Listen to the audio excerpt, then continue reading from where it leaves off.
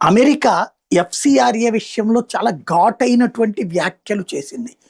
FCRA బిల్లుని పెడితే గనక దానివల్ల క్రైస్తవం మీద దాడి లాంటిది కొంతమంది ఎంపీలు అక్కడ మాట్లాడారు.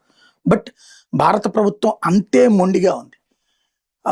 ఆ మధ్యన జేడీ వాన్స్ వచ్చి మరి ఆ బిల్లుని ఆపే ప్రయత్నం చేశాడు.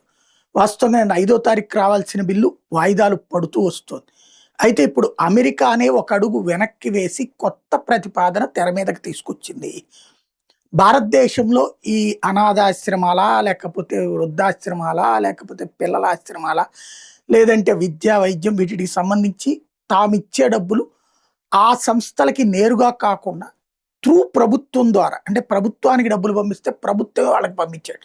ఇప్పుడు బ్యాంక్ ఏది ఒక అకౌంటు, ట్రస్టు, ఆ ట్రస్ట్‌లో నుంచి ఆ డబ్బులు ఇందులో జరుగుతున్నటువంటి నిబంధనలు. ఎందుకంటే ఆ ట్రస్ట్‌లో ఉన్న సభ్యులందరూ ఎంతో కొంత తినేస్తున్నారు. దాంతో చివరికి అవి పేదలకి అందాలి అన్నటువంటిది చేరటం లేదు కాబట్టి, మానిటరింగ్ ప్రభుత్వం దగ్గరే పెట్టుకుని, ఈ వ్యవహారాలకు సంబంధించి చేసేటట్టు అన్నటువంటి ఒక ప్రపోజల్ తెర ముందుకొచ్చింది అని చెప్తున్నారు. వాస్తవం ఏంటన్నది స్పష్టత రావాల్సి ఉంది.